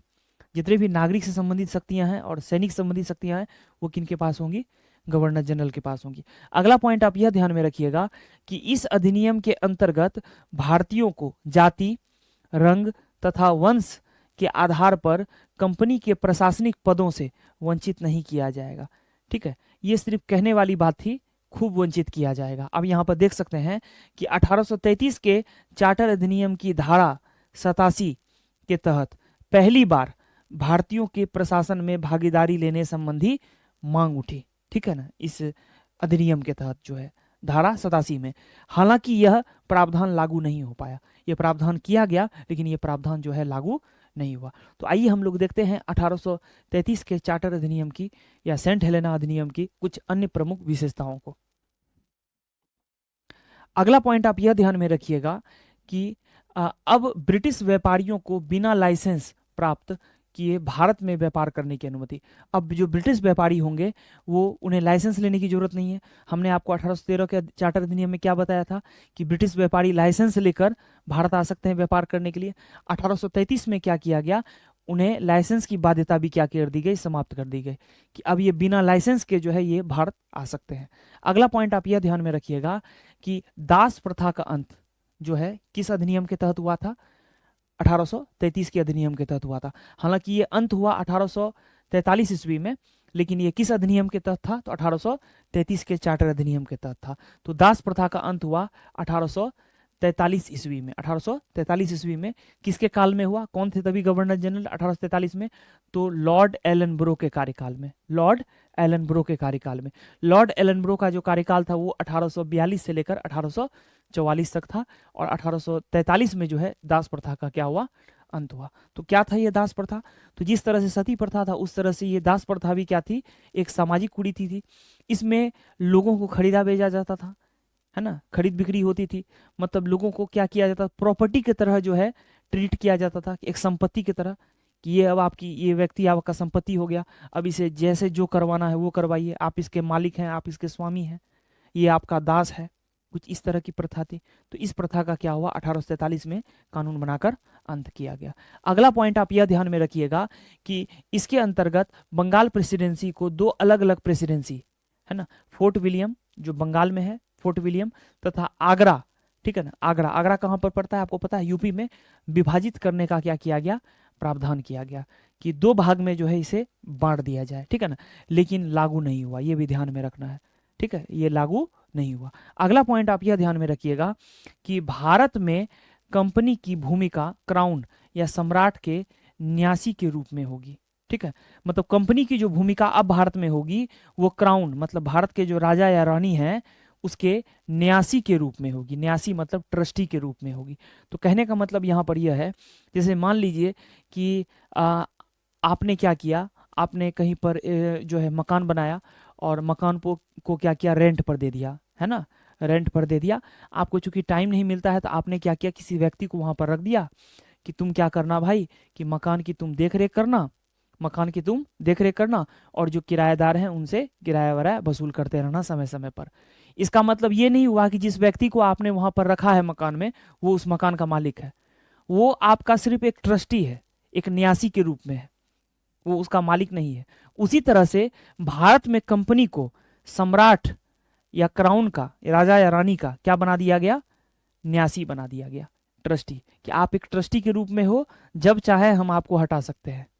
ठीक है, तो इन सभी पॉइंट को आप क्या कीजिएगा, ध्यान में रखिएगा 1833 के चार्टर अधिनियम के अंतर्गत।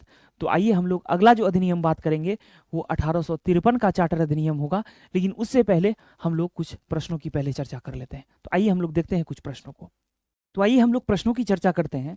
तो पहला जो प्रश्न है ये आप देख सकते हैं कि यूपीएससी 2023 में पूछा गया है। क्या है प्रश्न, आइए देखते हैं इसको। निम्नलिखित में से किस एक एक्ट द्वारा बंगाल के गवर्नर जनरल को भारत के गवर्नर जनरल के रूप में अविहित किया गया था? अविहित का मतलब होता है डेजिग्नेट, ठीक है, या कहा गया था।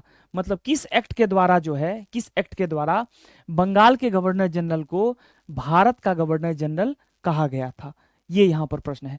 तो मैंने बताया था, अभी अभी मैंने आपको समझाया है कि 1833 के का जो चार्टर अधिनियम था उसके तहत बंगाल के गवर्नर जनरल को भारत का गवर्नर जनरल कहा गया। और भारत के गवर्नर जनरल कौन बने पहले, तो वो थे लॉर्ड विलियम बेंटिक। किस एक्ट के द्वारा? तो 1833 के चार्टर अधिनियम के द्वारा। ठीक है, तो यहाँ पर जो पहला ऑप्शन है वो क्या है? 1773 के रेगुलेटिंग एक्ट के द्वारा, गलत है ये। ऑप्शन नंबर बी देखिए क्या है आपका, 1784 का पिट्स इंडिया एक्ट, ये भी गलत है। तीसरा देखिए 1793 का चार्टर एक्ट, ये भी गलत है। और चौथा देख सकते हैं आप 1833 का चार्टर एक्ट, ये जो ऑप्शन है ये बिल्कुल सही है। Then correct option is option number D. आइए अगला प्रश्न हम लोग देखते हैं। अगला प्रश्न जो है क्या है कि पिट्स इंडिया एक्ट किस वर्ष पारित किया गया? पिट्स इंडिया एक्ट किस वर्ष पारित किया गया? और ये 2022 के एसएससी के एग्जाम में पूछा गया है। इस प्रश्न का उत्तर मैं नहीं दूंगा आपको, इस प्रश्न का उत्तर आप लोग कमेंट में दें। ठीक है, आइए हम लोग अगला प्रश्न देखते हैं। अगला जो प्रश्न है वो जो पूछा गया है, देख सकते हैं आप, यूपी पीसीएस 2012 में पूछा गया है। क्या है प्रश्न? देखिए यहाँ पर कि किस अधिनियम ने भारतीयों को अपने देश के प्रशासन में कुछ हिस्सा लेना संभव बनाया? तो अभी अभी हमने बताया आपको कि धर्म, जाति, रंग के आधार पर जो है किसी भी भारतीय से भेदभाव नहीं किया जाएगा। ये चार्टर एक्ट 1833 की धारा 87 में ये बात जो है कही गई थी, लेकिन हालांकि ये लागू नहीं हुई थी, ये बात मैंने आपको अभी भी बताया है। तो इसका सही आंसर क्या हो जाएगा? चार्टर एक्ट 1833 कि पहली बार जो है ये बात कही गई कि धर्म, जाति, वंश के आधार पर जो है भारतीयों के साथ जो भी पद होंगे ईस्ट इंडिया कंपनी में, उसके लिए उसे भेदभाव नहीं किया जाएगा। लेकिन खूब भेदभाव किया जाएगा, इसे लागू नहीं किया गया। लेकिन ये बात कब कही गई? 1833 के चार्टर एक्ट में कही गई। बाकी के जो तीनों ऑप्शन है 1853 ये गलत है, ये भी ऑप्शन रॉन्ग है आपका, और डी ऑप्शन भी इनकरेक्ट है। तो करेक्ट ऑप्शन क्या होगा? करेक्ट ऑप्शन होगा ऑप्शन नंबर ए। आइए अगले प्रश्न को हम लोग देखते हैं। हमारा जो अगला प्रश्न है ये क्या है, देख सकते हैं आप, ये पूछा गया है यूपी पीसीएस 2003 में ये पूछा गया है। क्या है प्रश्न?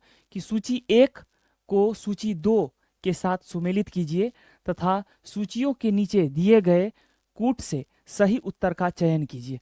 तो यहाँ पर सूची 1 दिया हुआ है और यहाँ देख सकते हैं आप सूची 2 दिया हुआ है। तो आइए हम लोग इसको क्या करते हैं, मैच करते हैं। तो देखिए सूची 1 जो है उसमें अगर देखें तो पहला ऑप्शन यहाँ पर यह है कि पहला है कि नियंत्रण परिषद की स्थापना। आप जानते हैं कि नियंत्रण परिषद या नियंत्रण बोर्ड जो था उसे हम बीओसी कहते थे, बोर्ड ऑफ कंट्रोल। जब मैं बोर्ड ऑफ कंट्रोल पढ़ा रहा था तो मैंने उसमें जो है उसका हिंदी भी मेंशन किया था कि नियंत्रण परिषद को क्या कहते थे? बीओसी कहते थे, बोर्ड ऑफ कंट्रोल कहते थे। और आपको पता है कि बोर्ड ऑफ कंट्रोल का गठन कब हुआ? तो 1784 के पिट्स इंडिया एक्ट में बोर्ड ऑफ कंट्रोल का गठन किया गया था, जिसमें 6 सदस्य दिए गए थे। ठीक है, तो बोर्ड ऑफ कंट्रोल की स्थापना मतलब नियंत्रण परिषद की स्थापना। तो इसका करेक्ट ऑप्शन क्या हो जाएगा? इसका करेक्ट ऑप्शन हो जाएगा आपका 2, यानी ऑप्शन नंबर ए का क्या हो जाएगा? यहाँ पर सूची 2 में 2 मैच कर गया इसका, तो 1 का 2। तो आप यहाँ कूट में देख सकते हैं कि यहाँ पर ए का क्या है? 1 है, तो ये ऑप्शन क्या हो गया? गलत हो गया। और यहाँ पर ए का 2 है, इसको रहने देते हैं। यहाँ पर ए का क्या है? 1 है, ये भी गलत है। और यहाँ पर ए का क्या है? 2 है, तो इसे अभी रहने देते हैं हम लोग। तो ए का 2, अब 2 ऑप्शन हमारे पास जो है बच गए। दूसरा यहाँ पर है बी में कि सर्वोच्च न्यायालय की स्थापना। सर्वोच्च न्यायालय की स्थापना आपको पता है कि रेगुलेटिंग एक्ट 1773 के द्वारा की गई थी, 73 के रेगुलेटिंग एक्ट के तहत। तो यहाँ पर आप ऑप्शन नंबर जो ए देख रहे हैं सूची 2 में कि नियामक अधिनियम 1773, तो रेगुलेटिंग एक्ट को ही हम लोग क्या कहते हैं? नियामक अधिनियम 1773। तो बी का क्या हो जाएगा? 1। तो बी का 1 आप देख रहे हैं, बी का 1 यहाँ नहीं है, ये तो गलत ही हो गया। बी का 1 यहाँ पर है ऑप्शन में, ठीक है। और यहाँ पर देख सकते हैं बी का यहाँ पर क्या है? 4 दिया गया है, तो ये ऑप्शन क्या हो जाएगा? गलत हो जाएगा। तो आप देख रहे हैं एलिमिनेशन टेक्निक को कि 2 ऑप्शन हमें पता चल गया शुरू का, तो हमने जो है आंसर फाइंड कर लिया। तो आंसर इसका निकल चुका है। आंसर क्या है आपका? बी। इसका बी जो है क्या है? इसका आंसर है। अब बाकी की चीजों को भी मिला लेते हैं हम लोग। सी में देखिए क्या दिया हुआ है कि इंग्लिश मिशनरियों को भारत में कार्य करने की अनुमति। इंग्लिश मिशनरी आप समझ रहे हैं, ईसाई धर्म के जो प्रचारक थे उसको भारत आने की अनुमति जो है 1813 के चार्टर एक्ट के द्वारा दिया गया था। तो यहाँ पर आप देख सकते हैं कि ऑप्शन नंबर 3 में जो है क्या है आपका? सूची 2 में 3 में जो है क्या है? चार्टर अधिनियम 1813। तो सी का क्या होगा? 3। तो देख सकते हैं जहां पर हमने टिक लगाया था सही का, तो सी का देखिए क्या है? 3 है। अब अंतिम 1 बच गया तो ऑटोमेटिक है कि ये 4 से ही जाकर लगेगा। आइए देख लेते हैं, पढ़ लेते हैं इसको कि ये भी क्या है कि गवर्नर जनरल की परिषद में कानूनी सदस्य की नियुक्ति। तो पहली बार कानूनी सदस्य की नियुक्ति लॉर्ड मैकाले के रूप में होती है, आपको मैंने बताया था। और किस अधिनियम के तहत? तो चार्टर एक्ट 1833 के अधिनियम के तहत। तो यहाँ पर देख सकते हैं आप कि डी का क्या हो गया 4, तो डी का यहाँ पर 4 है। तो ऑप्शन बी जो है हमारा जो है बिल्कुल ही करेक्ट ऑप्शन है। तो आइए हम लोग जो है आगे 1853 के चार्टर अधिनियम की बात करते हैं। तो आइए हम लोग बात करते हैं 1853 के चार्टर अधिनियम की। तो इसका पहला पॉइंट आप यह ध्यान में रखिएगा कि भारत के संवैधानिक विकास के दृष्टिकोण से यह एक महत्वपूर्ण अधिनियम था। तो संवैधानिक विकास के दृष्टिकोण से यह अधिनियम क्यों महत्वपूर्ण था? क्योंकि इसी अधिनियम के तहत क्या होता है कि भारत में संसदीय व्यवस्था की नींव पड़ती है, भारत में संसदीय व्यवस्था की शुरुआत होती है। ठीक है, तो इसकी चर्चा हम लोग आगे आपसे करेंगे। ठीक है, तो आइए हम लोग अगला पॉइंट देखते हैं कि अगला पॉइंट यहाँ पर यह है कि ब्रिटिश संसद द्वारा पारित अंतिम चार्टर अधिनियम। तो जो ईस्ट इंडिया कंपनी के लिए चार्टर अधिनियम पारित किया जा रहा था, उस श्रृंखला में ये क्या था? एक अंतिम चार्टर अधिनियम था। ठीक है, अगला पॉइंट आप यह ध्यान में रखिएगा कि इस समय के गवर्नर जनरल कौन थे? 1853 में जब चार्टर अधिनियम आया तो तभी गवर्नर जनरल कौन थे? तो ये याद रखिएगा कि जो गवर्नर जनरल थे उनका नाम था लॉर्ड डलहौजी। क्या नाम था?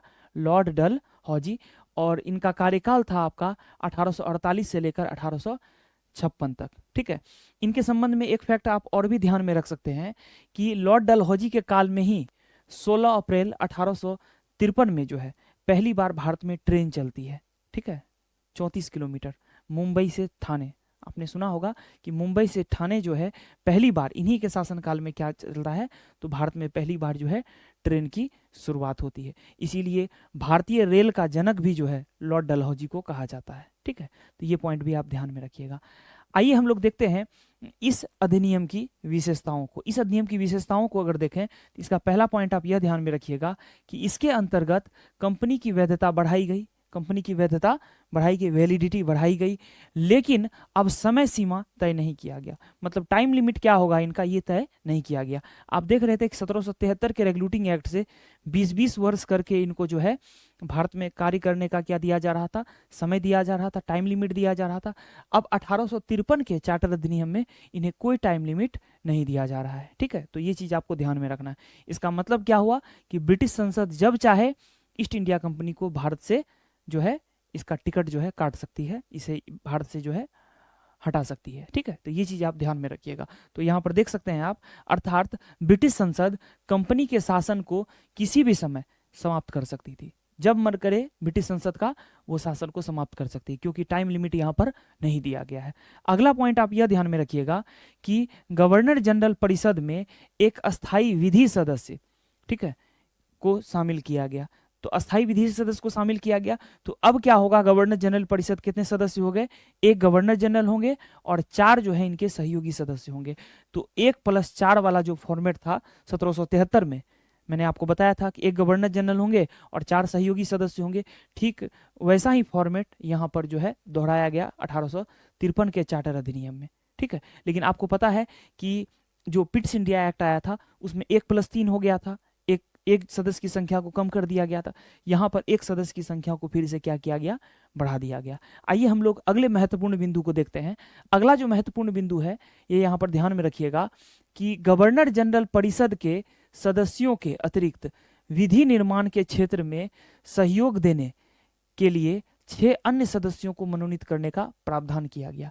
तो कहा गया यहाँ पर कि गवर्नर जनरल परिषद तो होगी ही होगी, 1+4 मतलब 5। ठीक है, लेकिन उसके साथ साथ 6 और सदस्य दिए जाएंगे जो कानून बनाने में क्या करेंगे? गवर्नर जनरल परिषद का क्या करेंगे? सहयोग करेंगे। ठीक है, जैसे आज आप क्या देखते हैं, आज सरकार है, मंत्रिपरिषद है, और मंत्रिपरिषद के अलावा संसद में और भी सदस्य हैं जो क्या करते हैं? कानून के निर्माण में क्या करते हैं?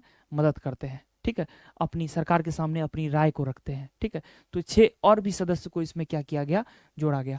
तो गवर्नर जनरल परिषद के कितने हो गए? 1+4 और 6 क्या हो गए? अन्य सदस्य हो गए। इन दोनों को मिलाकर क्या कहा गया? इन दोनों को मिलाकर क्या कहा गया? ठीक है, इन्हें भारतीय केंद्रीय विधान परिषद कहा गया। क्या कहा गया? भारतीय केंद्रीय विधान परिषद कहा गया। और इसने भारत में छोटी संसद की तरह कार्य किया, है ना। संसद की नींव यहाँ से जो है पड़ जाती है और छोटी संसद की तरह कार्य किया, यानी संसदीय व्यवस्था की शुरुआत। तो संसदीय व्यवस्था की शुरुआत किस अधिनियम को माना जाता है? तो 1853 के चार्टर अधिनियम को संसदीय व्यवस्था की शुरुआत माना जाता है।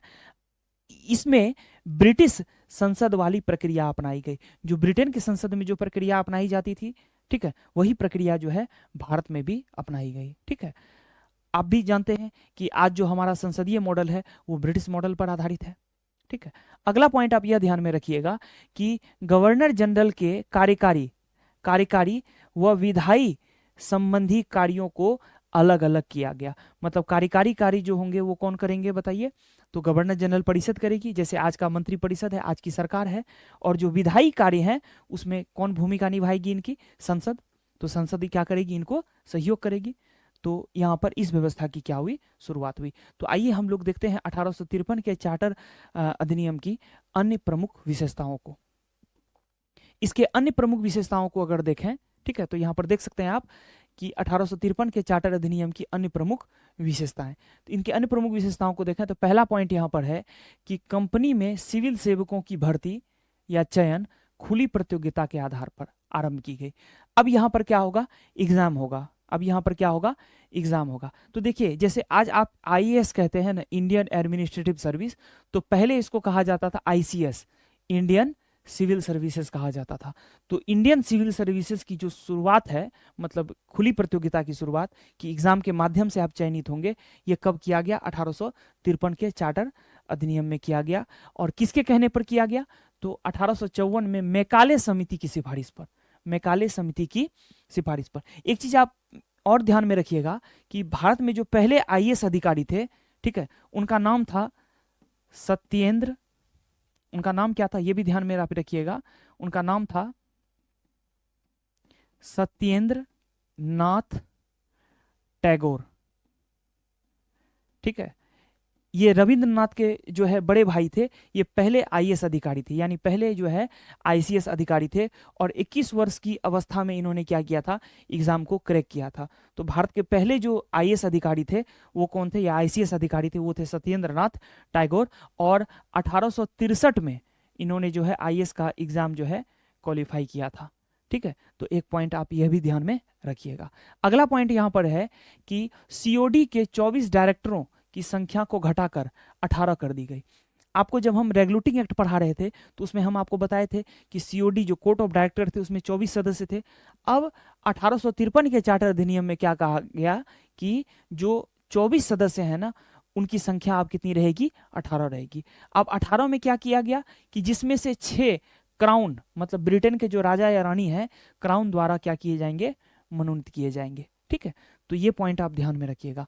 अगला बिंदु आप यह ध्यान में रखिएगा कि जो 6 सदस्य थे, जो विधि सदस्य 6 एक्स्ट्रा दिए गए थे, ठीक है, तो वो कौन कौन थे? वो कहां से चुने जाते? तो यहां पर ध्यान रखिए कि भारतीय केंद्रीय विधान परिषद के जो 6 अतिरिक्त सदस्य थे में से 4 की नियुक्ति, 6 जो सदस्य दिए गए थे गवर्नर जनरल परिषद को एक्स्ट्रा में, तो उसमें से 4 की नियुक्ति कहां से होगी? ठीक है, जो नामित होंगे बंगाल से होगी, बॉम्बे से होगी, मद्रास से होगी तथा उत्तर पश्चिम प्रांत आगरा से होगी। तो 4 जगह हो गया ना, देख लीजिए यहाँ पर बंगाल, ठीक है, बॉम्बे, मद्रास तथा उत्तर पश्चिम प्रांत आगरा की स्थानीय प्रांतीय सरकारों द्वारा किया जाना था। स्थानीय प्रांतीय सरकारों का क्या मतलब हो गया? बॉम्बे, मद्रास और बंगाल की सरकारों के द्वारा किया जाना था। 4 का नियुक्ति इन 4 जगहों से, और बाकी के क्या बच गए? 2 बच गए।